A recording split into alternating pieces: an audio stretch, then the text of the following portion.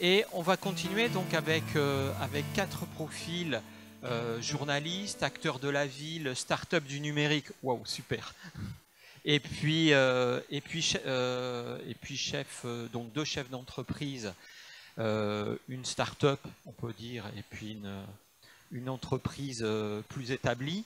On va continuer un petit peu d'avancer sur ces questions, dont certaines ont été posées par Sophie Trouillet. Alors, on va peut-être commencer avec Antoine Bidegain, qui est, tu vas peut-être préciser ta fonction, qui change régulièrement, mais on va dire penseur du numérique pour la ville de Bordeaux. Penseur, mais j'espère partager avec toi le fait que je suis un homo faber du numérique. Tout à fait, penseur-acteur du numérique. Donc sur la ville, un petit peu dans les mêmes problématiques que Sophie Trouillet l'a présenté. En quoi la ville et l'expérience de la ville est un contexte propice au développement de ces pratiques artistiques et à ces pratiques numériques, le lien un petit peu entre numérique et artistique. Alors on peut le cibler, le concentrer sur art numérique. C'est pas une mauvaise concentration, elle n'est pas sans rapport avec le sujet de la soirée. On avait évoqué ces questions auparavant, et c'est bien qu'on ait parlé de la différence entre le penser et le faire, parce que on fait beaucoup de choses ici, on fait beaucoup de projets, et beaucoup de choses se sont faites avant nous. Et puis en élargissant le regard un peu à l'histoire, et en essayant de faire une sorte de vision rétrospective par rapport à la question qui est posée là, moi j'ai la conviction que la ville est une des institutions humaines, et pour parler franchement même l'institution humaine qui a le mieux préfiguré ce qu'est la société en réseau virtuel et les réseaux sociaux, et en particulier la ville dense. Faire l'expérience, et on n'y pense plus vraiment parce qu'on l'a fait avec une grande naturalité et un grand naturel, faire l'expérience de la ville, surtout quand celle-ci est suffisamment compacte et fluide en même temps, c'est pouvoir choisir presque au débeauté la soirée qu'on va passer. C'est de pouvoir, quand on est dans le champ de l'action économique, pouvoir plus facilement trouver des talents, les agréger, les configurer dans un de ces espaces de coworking dont on parlait ou ailleurs. C'est d'avoir autour de soi l'impression d'une plasticité du réel très grande. On la retrouve aussi dans les déplacements physiques, hein, aller en vélo par exemple de Saint-Michel à Saint-Pierre, c'est quelques minutes, aller à pied du Node, cet espace de coworking, à un espace avoisinant, c'est quelques minutes aussi, et le tram accentue cette idée de fluidité de la ville. C'est pour moi une des expériences physiques les plus approchantes de ce que peut être l'essentiel occasionnalisme du clic et la flânerie que permet le réseau. Ceci étant dit, moi je pense donc qu'il y a une homologie structurale a priori très forte entre la ville dense et fluide et l'Internet en réseau. Alors ça prédestine sans doute peut-être mentalement et peut-être aussi organisationnellement la ville à être un espace d'éclosion de l'art numérique, parce que c'est un endroit où on peut concentrer les talents. Ce ne serait pas dans ce cas-là une spécificité de l'art numérique. La ville, force est de reconnaître qu'il y a des villes qui sont des berceaux de l'art numérique, ou en tout cas en sont des couveuses performantes. Berlin vient à l'esprit spontanément, c'est pas la seule. Pour apporter un petit bémol malgré tout à cela, on peut constater aussi que l'art numérique, sa production et sa consommation sont eux-mêmes très pervasifs et se libèrent de l'espace urbain. Moi, je suis très étonné de voir la quantité de personnes qui vivent dans des espaces urbains, de proximité de villes, mais très horizontaux, ou alors carrément dans des espaces proprement ruraux, et qui ont tout à fait l'éthos, les dispositions culturelles et les pratiques de consommation culturelle des urbains par rapport à l'art numérique, qui vont écouter de la minimale au fin fond d'une campagne, parce qu'il suffit d'avoir une connexion pour ça. Et peut-être y a-t-il une décorrélation au fond entre les conditions de création et d'apparition et les conditions de diffusion particulièrement accentuées dans ce cas-là. Il n'y a pas besoin d'avoir les codes urbains, la situation urbaine qui, bon, je ne vais pas citer des exemples qui seraient peut-être des caricatures, mais qui mettent une très très grande rigidité entre le fait d'habiter dans tel quartier et d'écouter tel type de musique. Et là on a l'impression que le pervasif est roi. Si on centre un peu sur la métropole bordelaise, l'arrêt numérique aujourd'hui sur la métropole? Ça représente quoi par rapport à Berlin? Ouais, difficile de se livrer à un chiffrage, hein, bien sûr, et je comprends bien tout ce qu'il peut y avoir de provocation amicale dans cette question, parce qu'on voit bien que la consommation, elle est partout. Peut-être que dans la salle, alors que nous sommes en train de discourir ici, et certaines personnes au fond, et peut-être Marcel Desvergnes, sont-ils en train d'écouter du Panta du Prince sur leur smartphone. Et donc, nous sommes en fait dans la relative incapacité à apporter une réponse directe pour ce qui est de la consommation. Ça, c'est certain. Et là, il y a un programme de recherche qui s'ouvre à des personnes qui auraient les mêmes dispositions que Sophie pour sans doute explorer ce monde parallèle de la consommation culturelle sur le net, mais sur un territoire. On serait très surpris, je pense.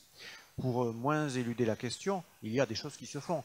Et on a toujours malgré tout besoin de catalyseurs. Il y en a un qui vient à l'esprit spontanément, bien sûr, qui est un bateau sur lequel se passe beaucoup de choses et qui est à la faveur peut-être d'une personne qui s'y trouve, un de ces catalyseurs qui développe des résidences, qui accueillent tout un tas de personnes de cette diaspora des arts numériques. Et puis il y en a d'autres aussi qui étaient antérieures. Hein. Je pense à ce qui se passait et ce qui se passe toujours à Saint-Médard-en-Jalles, l'action qui a été développée autour de Médiacité, un certain nombre d'acteurs collectifs.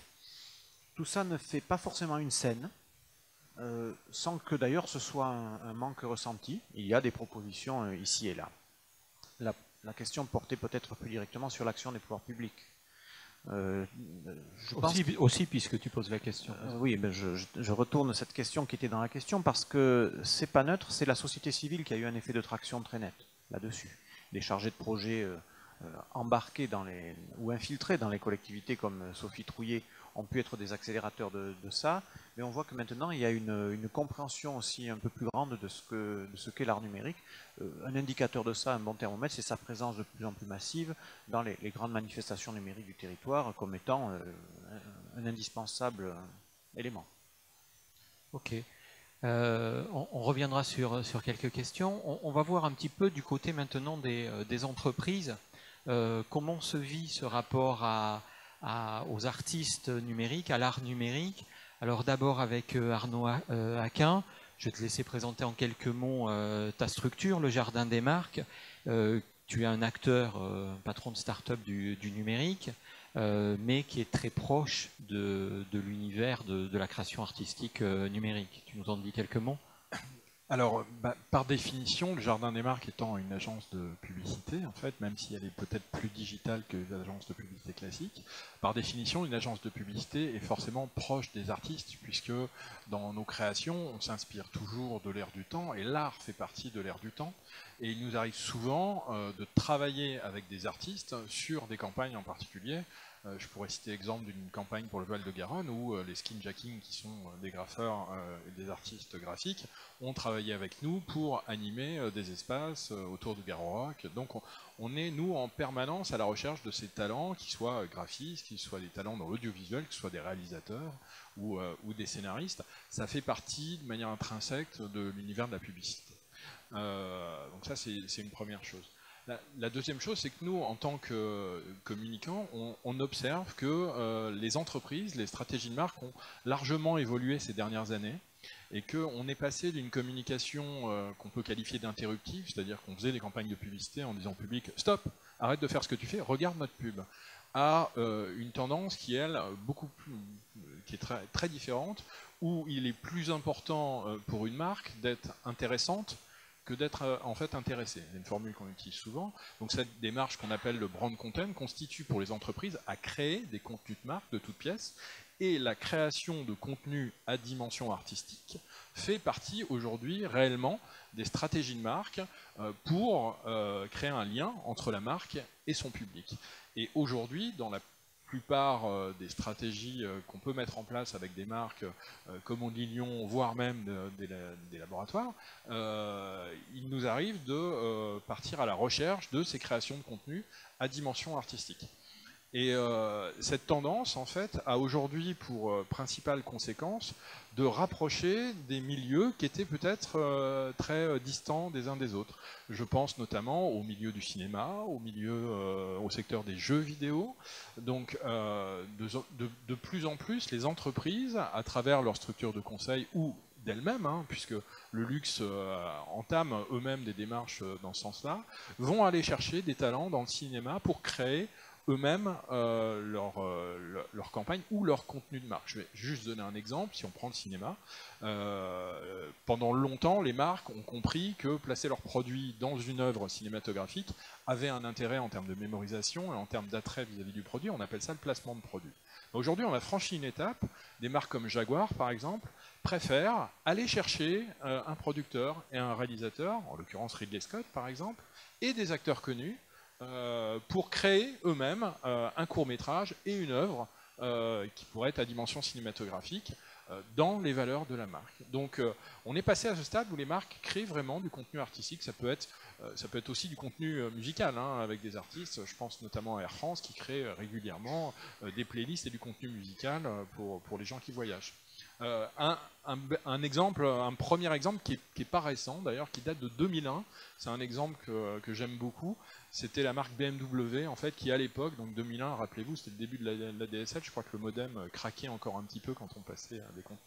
Avait sollicité des jeunes réalisateurs, donc à l'époque c'était Guy Ritchie, c'était John Woo, pour créer des courts-métrages destinés à valoriser leur voiture, mais néanmoins des courts-métrages cinématographiques. Et particularité de cette série de courts-métrages, qui était rassemblée sous le terme The Hire, ces courts-métrages ont été diffusés dans un premier temps uniquement sur le web. Voilà, donc on était en 2001, c'était vraiment précurseur. Aujourd'hui, le web, le digital, est devenu un espace d'expression pour tous ces contenus de marques qui ont plus ou moins une dimension artistique. D'accord. À peu près la même question pour Antoine Bousseau, sur une autre entreprise, à peine plus grosse que le Jardin des Marques, la Lyonnaise des Eaux, où là, a priori, le rapport, alors autant c'est une entreprise qui s'est fortement numérisée, Ramsès, le système de gestion des eaux, c'est la grande pyramide du numérique, c'est que du numérique. Par contre, le rapport au monde artistique est peut-être moins évident pour une entreprise comme la Lyonnaise. Oui, je confirme. Je confirme. Pour moi, j'ai pas l'impression d'être tout à fait un martien ici parmi vous, mais on peut se demander effectivement ce que fait le directeur de la Lyonnaise des Eaux sur la table ronde. Alors, j'ai essayé de faire un témoignage effectivement de ce que pour une entreprise c'est le numérique et de ce que l'art et le mécénat pour une entreprise, et puis on essaiera de croiser les deux. Bon, pour nous, le numérique c'est avant tout un outil, je ne vais pas le détailler, vous l'avez en tête, c'est une capacité de transférer des données, les stocker, qu'elles soient des fichiers sonores, etc. C'est évidemment une transformation de nos métiers, donc nous on fait de la délégation de services publics, donc on gère des services d'eau, d'assainissement, et comme vous l'avez dit, maintenant on gère les compteurs en temps réel, on est capable d'anticiper une pluie, ses effets, etc. Et avoir un sorte de télécontrôle qui s'appelle Ramsès, qui ressemble plus à Cap Canaveral, sauf que nous on ne peut pas atterrir des navettes, mais on fait atterrir des orages pour que Bordeaux ne soit pas inondé. La vision habituelle, donc ça c'est le côté numérique, la vision habituelle d'une entreprise, qu'est-ce que l'art lui apporte? Souvent, c'est le regard particulier de l'artiste, c'est-à-dire c'est ce côté du décalage, de la réaction, en particulier sur l'art contemporain, et qui peut avoir, à mon avis, un impact intéressant en termes de médiation vis-à-vis des salariés, c'est-à-dire intéresser les salariés différemment au monde extérieur, leur donner un contact entre guillemets, moderne, actuel sur le monde extérieur. C'est évidemment d'autant plus vrai quand il s'agit d'art numérique. Alors, il y a une spécificité qui, nous, en tant que service public, nous intéresse particulièrement dans l'art numérique, c'est qu'on a ce côté l'art pour tous, ou l'accès à l'art pour tous.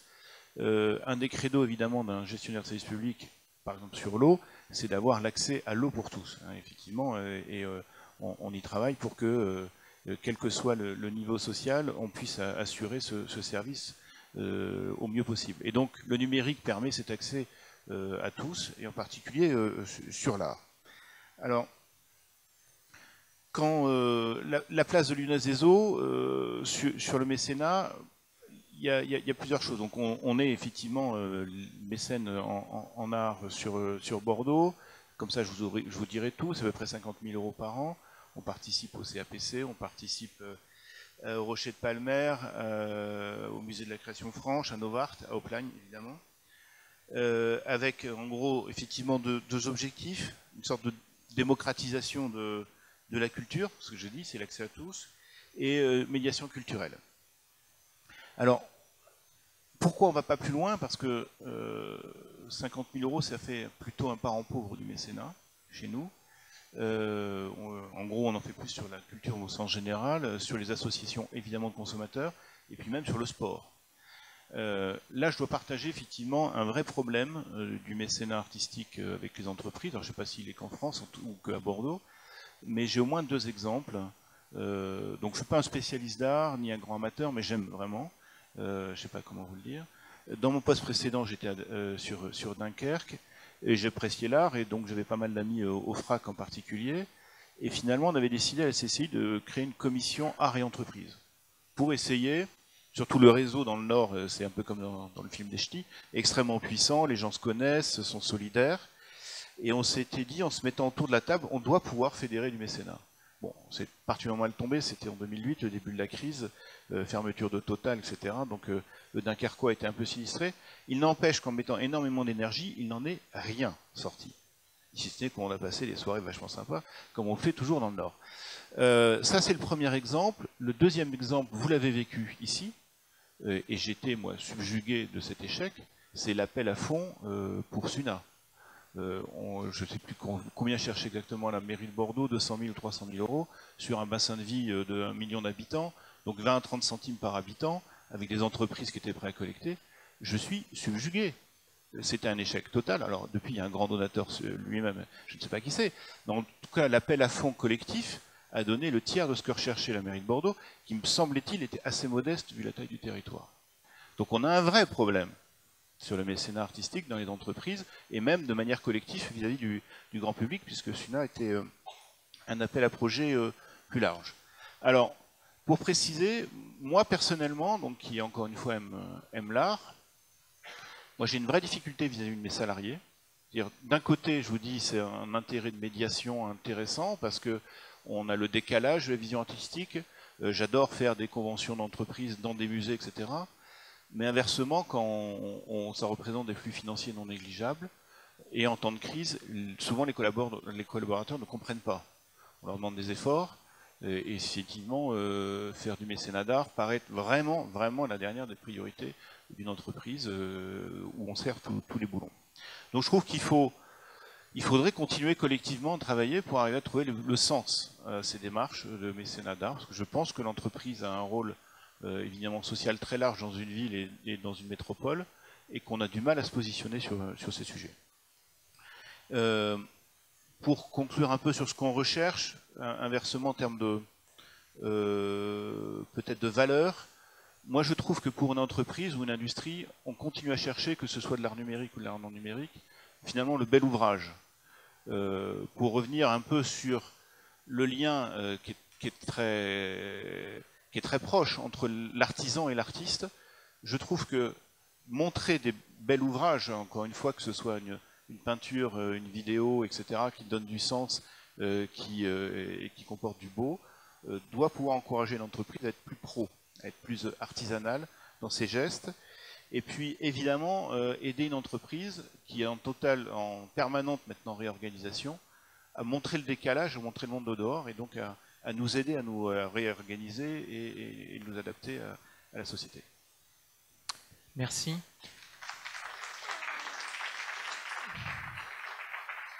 Alors on va continuer, on va boucler ce tour de chaise, ce tour d'estrade par Alexia Guguemos, qui est journaliste, experte de l'art numérique, critique d'art. Donc déjà peut-être une réaction par rapport à ce que vous avez entendu, mais là de l'autre côté de la barrière, côté regard... Je ne sais pas dans quel côté de la barrière me trouver, parce qu'en fait je suis donc journaliste, je suis vraiment je me sens plutôt proche des artistes. Mais d'un côté, pour gagner ma vie, je suis, voilà, j'écris et j'anime un portail d'innovation autour des Smart Cities. J'enseigne au CFPJ, qui est une école de journalisme, où j'enseigne ce que c'est que le brand content. Et par ailleurs, j'ai une réflexion sur l'art et l'entreprise, puisque un de mes dadas, c'est de dire mais pourquoi est-ce qu'il n'y a pas une grande entreprise en France qui se lance dans la création d'une collection d'art numérique. Et donc tous ces concepts en fait se mélangent entre Internet, le numérique, qu'est-ce que Internet des objets, qu'est-ce que les maisons connectées, tout ça, ça n'a pas de résonance pour un artiste plasticien qui, lui, est dans l'expression, dans l'échange, dans un concept qui peut être l'interactivité, l'immersion. En fait, ce sont vraiment deux univers totalement différents. Mais peut-être qu'on va trouver ce soir un interstice pour échanger. Donc, comment vous voyez déjà l'évolution de ce secteur des artistes numériques? Alors, le souci, c'est que du côté entreprise, on perçoit l'art numérique comme un support de communication. Les artistes ont besoin d'être accompagnés peut-être technologiquement, hein, mais ils ont besoin d'être libres et de les laisser s'exprimer sans qu'ils soient obligés de faire une sorte de mapping façade sur une mairie. On vire dans le déco, dans l'animation grand public, et dans ces choses qui plaisent. Et là, on s'éloigne vraiment de l'art, tout simplement. Les passerelles que vous voyez par votre analyse de journaliste et d'experte, entre est-ce que c'est deux mondes complètement cloisonnés, est-ce qu'il y a des passerelles à monter entre ces deux mondes? Je pense que c'est l'exigence, ne pas sombrer dans le... Enfin, je comprends qu'il faille s'adresser au grand public et avoir une démarche de promotion et d'ouverture et de pédagogique. Et pour autant, il ne faut pas sombrer dans la facilité et donc accorder, si on parle d'argent, effectivement des budgets à des cellules de recherche et d'expérimentation et de confrontation qui ne sont peut-être pas immédiatement visibles, mais qui ont du sens. Antoine, tu en as dit à peine deux mots tout à l'heure. Qu'est-ce qui est propice à l'émergence d'une scène numérique sur un territoire? On a pas mal d'artistes numériques sur le territoire.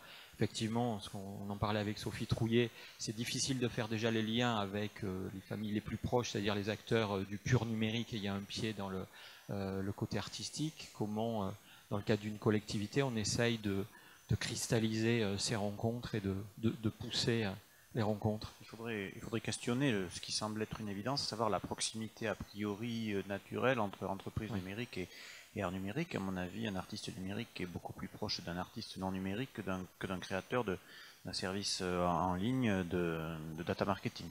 Bon, mais ceci étant dit, il y a dans ce qui a été dit là à la fois une incitation et une question qui est éminemment délicate, ne serait-ce que parce que déjà du point de vue des pouvoirs publics et de décideurs qui ne consacrent pas toute leur attention et tout leur temps à la question de l'art et encore moins à la catégorie de l'art numérique, il y a une immensité du champ qui échappe presque à la définition. Dans l'art numérique, on trouve des installations qui parfois sont extrêmement conceptuelles ou parfois portent un message, une critique sociale. Il y a de l'ironie dans certaines formes d'art digital, un discours politique parfois aussi, hein, à vocation plus ou moins partielle ou universaliste. Et puis il y a aussi des formes d'art extrêmement abstraites qui sont...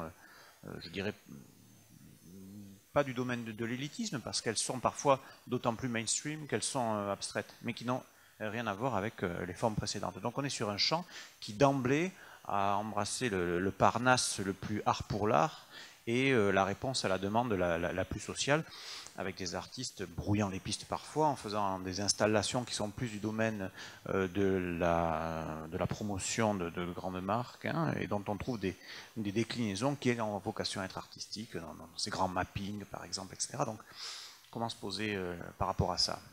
Avec beaucoup de prudence, ça je crois que c'est déjà la première chose. La prudence aussi dans les éléments de la recette, parce qu'on voit qu'il n'y a pas de corrélation mécanique entre le fait, par exemple, d'avoir un très gros cluster économique sur l'industrie digitale et d'avoir une communauté active en art digital à côté. Et les exemples ne manquent pas, et on pourrait penser à certains gros pôles constitués, etc., avec de très grosses entreprises qui s'y trouvent, et où il n'y a pas nécessairement une dissémination naturelle et une création d'artistes numériques autour. Donc on voit bien que ça ne se fait pas forcément comme ça. On voit aussi qu'il y a des endroits qui émergent comme des scènes avec de l'art numérique de façon dense, alors que rien n'est prédisposé précisément à cela, ou des choses totalement inattendues. Ça peut être le fait qu'il y ait une culture musicale. À Détroit, il se passe beaucoup de choses en matière d'art numérique, en particulier de musique électronique, sur une sous-catégorie de l'art numérique, hein, une branche. Ça tient sans doute beaucoup plus au fait que la Motown était là que quelconque autre cause. Et puis parfois, on voit aussi une intervention publique musclée, etc., qui peine à dégager un résultat tangible. Moi, j'ai beaucoup apprécié le fait qu'il je crois qu'il faut marcher sur les deux jambes, hein, il faut des résultats de court terme, ne serait-ce que pour ne pas décourager Billancourt. Les gens voient des choses se passer, et puis il ne faut pas non plus sous-estimer le travail souterrain qu'il faut mener parfois pendant des années, hein, pour faire le pontage. Moi, il y a un exemple qui m'a beaucoup séduit, je le cite assez souvent, c'est celui de Bristol. Je l'aime bien parce que c'est une ville comparable en taille à nous. On ne va pas dire qu'il va se passer la même chose qu'à Berlin ou Barcelone demain à Bordeaux, parce que c'est une question de masse critique. Mais avec des contraintes qui sont posées, le Pervasive Media Studio a su, et c'est un travail dans la durée, intéresser des Hewlett-Packard ou des gros consortiums à l'art numérique, et pas seulement avec une idée de ROI très court, voilà, ça va être bon pour l'image et tout de suite on va vendre plus, ou on aura une présomption d'acceptabilité plus grande parce qu'on est des protecteurs des arts. C'était quelque chose de plus pensé, et parfois pensé en fonction de l'agenda de l'industriel et de l'agenda de l'artiste. Voilà, il y a quelque chose à faire parce que malgré les apparences, il y a des solidarités à établir, techniques ou autres. Voilà. Et puis ça passe aussi, je crois, par la régularité. Ça c'est compliqué. C'est compliqué pour les pouvoirs publics d'instaurer des grands agendas stratégiques et profonds par les temps qui courent, hein. Mais c'est un travail de 5 ou 6 ans qui a permis à cette structure, le Pervasive Media Studio, d'émerger et d'avoir cette espèce de communauté qui identifie bien autour. Donc si je devais chercher intuitivement, parce qu'il faut encore une fois là, il ne faut pas trop avoir d'ambition intenable, et il faut avoir des objectifs qui soient à la mesure humaine du territoire sur lequel on est. Je crois que c'est ça, c'est la régularité, c'est la cohérence entre les grands mentors, comme on le disait là, et les artistes. Et c'est peut-être aussi des choix, parce qu'on ne peut pas être de toutes les valses, surtout quand on est dans un domaine aussi immense. Donc peut-être faut-il chercher à trouver des excellences et s'y tenir pendant un moment. Ça nécessite une capacité à résister aux injonctions, mais c'est ça qu'il faut faire maintenant, qui ne viennent pas forcément des politiques, qui peuvent venir des médias aussi, hein. On se fait apostropher parfois durement, mais comment vous n'êtes pas en train de faire ceci, qui est la dernière mode sur laquelle il faut être, et dont on ne parle plus 3 mois après. Ok. L'heure tournant, on va peut-être prendre quelques questions pour les 4 intervenants. Il y a forcément des acteurs dans la salle qui sont sur l'art numérique, parce qu'il y a pas mal de lieux sur Bordeaux. Tu as cité l'IBOT. Il y a une galerie spécialisée qui s'est ouverte, l'espace 29. Il y a des associations comme les morphogénistes. Alors, plusieurs s'étaient inscrits. Je ne sais pas s'ils sont dans la salle. Je ne sais pas s'ils ont envie de poser des questions. En tous les cas, si vous souhaitez poser des questions, vous levez une main au choix et puis on vous fait passer un micro. Ok, allez, c'est toi.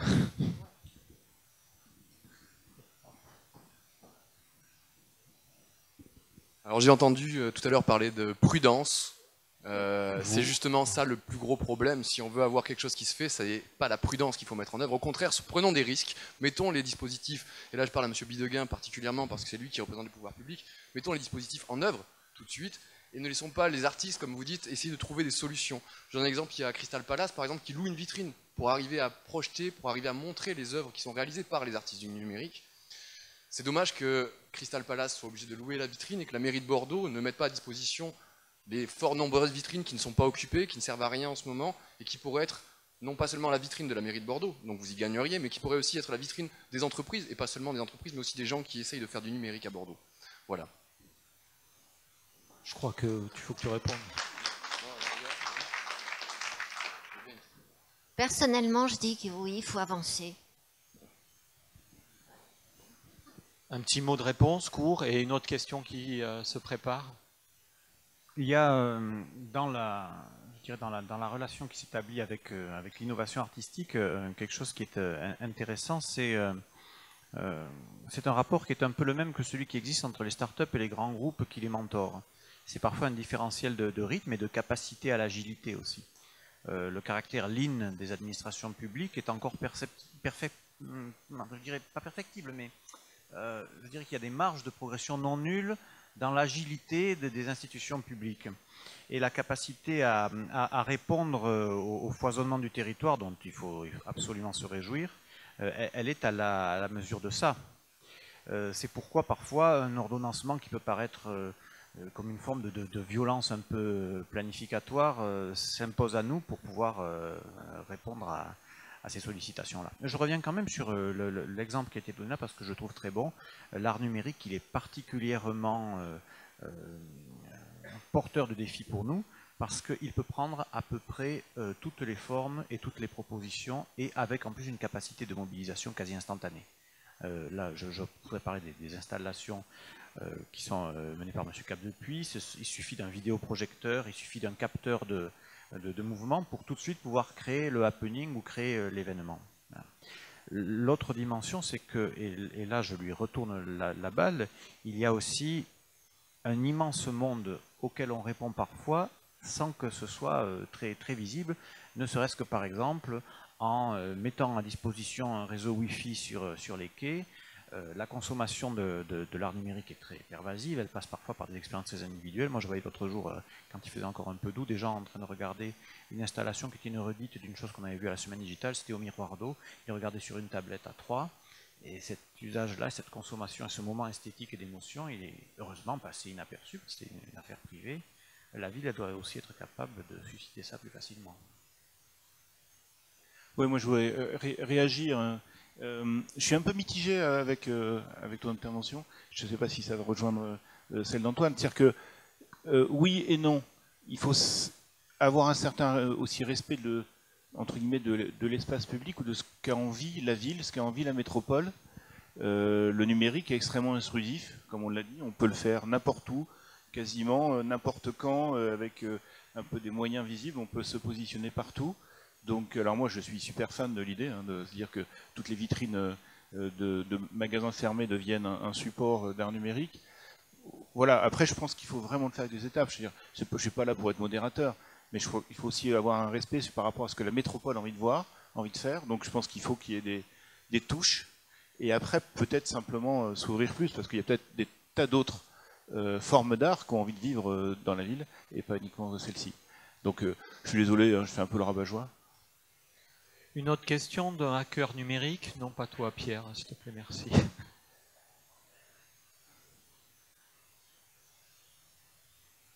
D'autres questions? Soyez pas timides, les artistes. Juste, simplement pour vous dire que le Centre Pompidou, par exemple, n'achète pas d'art numérique, qu'en ce moment, il y a un artiste français, Maurice Benayoun, qui est en train de développer à Hong Kong une sorte de Bauhaus du numérique.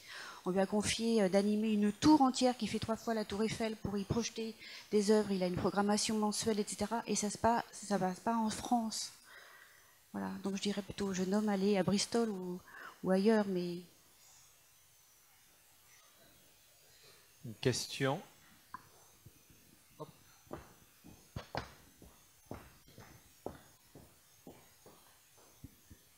Moi, je pense que c'était pas surtout une question, mais plutôt une remarque. Enfin, ça peut être aussi une question.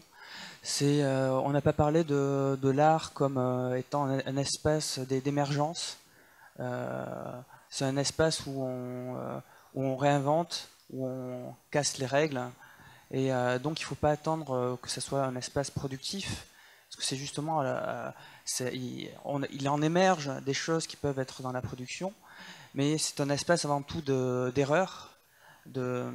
C'est comme le vivant en fait, tout ce qui est micro-organisme, c'est exactement la même chose, c'est l'émergence de ce qui a pu être maintenant l'humanité. Et donc c'est un espace de réinvention, et donc il faut accepter que de mettre des ressources qui ne soient pas productives, puisque c'est un investissement vraiment sur du long terme. Et dans ce processus-là, je pense à l'usage peut-être à l'avenir des Fab Labs, du développement des Fab Labs. Et donc dans ce cadre-là, l'accessibilité assez grande aux artistes, mais aussi aux citoyens qui ne sont pas identifiés comme des artistes. Et je pense que ça peut être un espace à explorer dans le domaine de l'art numérique. Alors, qui dit Fab Lab, je pense que c'est une réponse plutôt politique. En tout cas, moi, pour vous parler de nouvelles écritures du numérique et de l'outil extraordinaire que représente Internet depuis un bon moment, eh ben, je vous conseille mon ouvrage, Les médias sociaux à l'usage des artistes, dans lequel voilà, j'aborde les réseaux sociaux et Internet comme un nouvel espace d'expression avec des clés pour y construire son identité numérique.